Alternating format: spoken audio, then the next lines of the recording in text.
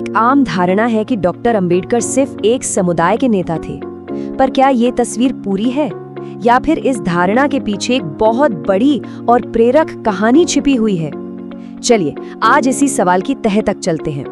इस सवाल का जवाब देने के लिए एक बहुत ही दिलचस्प तुलना देखते हैं। जाने माने विद्वान डॉक्टर विकास दिव्यकीर्ति कहते हैं कि डॉक्टर अंबेडकर का कद किसी भी तरह से अब्राहम लिंकन से कम नहीं है। सोचिए, जहां लिंकन ने लाखों लोगों को गुलामी से आजाद कराने की लड़ाई लड़ी, वहीं अंबेडकर ने जाति व्यवस्था के नीचे दबे करोड़ों लोगों को आजाद कराने का संघर्ष किया। दोनों की लड़ाई असल में इंसानियत के सम्मान के लिए थी। देखिए, उनकी महानता को अगर सच में समझना है तो हमें पहले उस अपमान और संघर्ष की भट्टी में झांकना होगा जिसमें उनकी पूरी जिंदगी गुजरी। ये सिर्फ एक नेता के बनने की कहानी नहीं है, ये उस असाधारण हिम्मत की कहानी है जिसने भारत का भविष्य तय किया।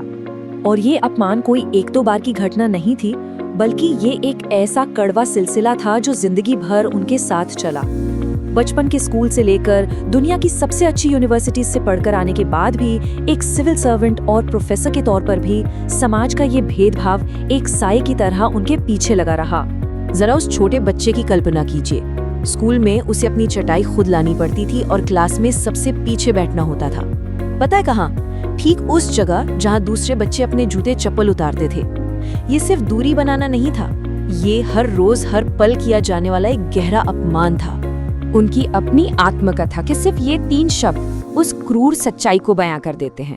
No peon, no water. सोच कर देखिए, अगर स्कूल का चपरासी छुट्टी पर है तो उस बच्चे को पानी जैसी बुनियादी चीज भी नहीं मिलेगी। दिन भर प्यासा रहना पड़ता था, जन्म के आधार पर प्यास की सजा। और ये अपमान सिर्फ बचपन में ही नहीं थमा।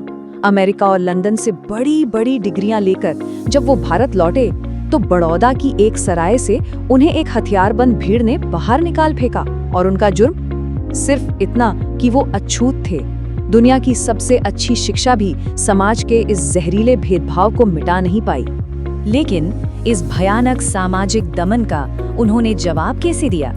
नफरत से नहीं, हिंसा से भी नहीं, बल्कि ज्ञान की ताकत से। उन्होंने अपनी लड़ाई का सबसे बड़ा हथियार बनाया अपनी कलम और किताबों को। 35,000 ये सिर्फ एक नंबर नहीं है। जब डॉक्टर अंबेडकर का निधन हुआ तब उनकी पर्सनल लाइब्रेरी में 35,000 से ज्यादा किताबें थीं। ये सिर्फ किताबों का कलेक्शन नहीं था, ये इस बात का सबूत था कि ज्ञान के दम पर वो हर अन्याय से लड़ने का संकल्प ले चुके थे। उनकी पढ़ाई लिखाई की लिस्ट तो आज भी किसी को भी हैरान कर सकती है। Columbia University, London School of Economics, दुनिया के सबसे बड़े संस्थानों से उन्होंने इकोनॉमिक्स और कानून में कई मास्टर और डॉक्टरेट डिग्रियां हासिल की। अब सवाल है, ये सब मुमकिन कैसे हुआ? इसके पीछे थी एक असाधारण मेहनत। उन्होंने तय किया कि वो दिन में 21 घंटे पढ़ाई करेंगे। क्यों? ताकि वो ज्ञान के बल पर समाज की बनाई हर दीवार को तोड़ सके। उनके लिए शिक्षा सिर्फ डिग्री नहीं थी, वो आजादी का एक हथियार थी। तो यहाँ एक बहुत बड़ा सवाल उठता है, इतनी काबिलियत के साथ तो वो विदेश में एक बहुत ही आरामदायक जिंदगी जी सकते थे, फिर वो भारत में रहकर ये सारा संघर्ष क्यों करते रहे? इसका जवाब छिपा है उनकी सोच में, उनकी दूरदृष्टि में। वो भारत इसलिए आए क्योंकि उनका काम सिर्फ अपनी या किसी एक समाज की मुक्ति के लिए नहीं था, बल्कि वो पूरे भारत के भविष्य का निर्माण करने आए थे। चलिए उनके कुछ ऐसे बड़े कामों पर नजर डालते हैं जिनका असर आज हर भारतीय की जिंदगी पर पड़ता है। वो हमारे संविधान के निर्माता बने, महिलाओं के हक के लिए लड़ने वाले सबसे बड़े योद्धा बने और देश के करोड़ों मजदूरों के अधिकारों के लिए आवाज उठाने वाले पहले इंसान बने। महिलाओं की बराबरी के लिए उनकी सोच सिर्फ बातों में नहीं थी, ये इतनी गहरी थी कि जब महिलाओं को प्रॉपर्टी और तलाक में बराबरी का हक देने वाला उनका हिंदू कोड बिल संसद में रोक दिया गया तो उन्होंने अपने सिद्धांतों के लिए भारत के पहले कानून मंत्री के पद से इस्तीफा दे दिया। और आज भारत में काम करने वाला हर व्यक्ति, चाहे वो किसी भी जाति या धर्म का हो, उनके लाए सुधारों का फायदा उठा रहा है।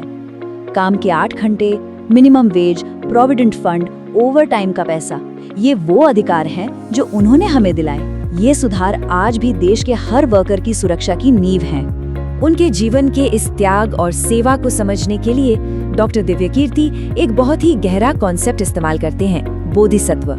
तो आखिर ये बोधिसत्व कौन होता है?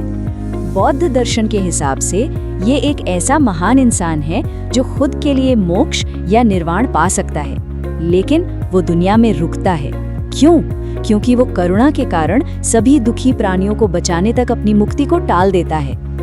अब इस परिभाषा की रोशनी में देखें तो डॉक्टर अंबेडकर एक सच्चे बोधिसत्व थे। उन्होंने अपनी काबिलियत से मिलने वाली शानदार जिंदगी और आराम का रास्ता ठुकरा दिया और करोड़ों लोगों के अंधेरे जीवन में रोशनी लाने के लिए संघर्ष का मुश्किल रास्ता चुना।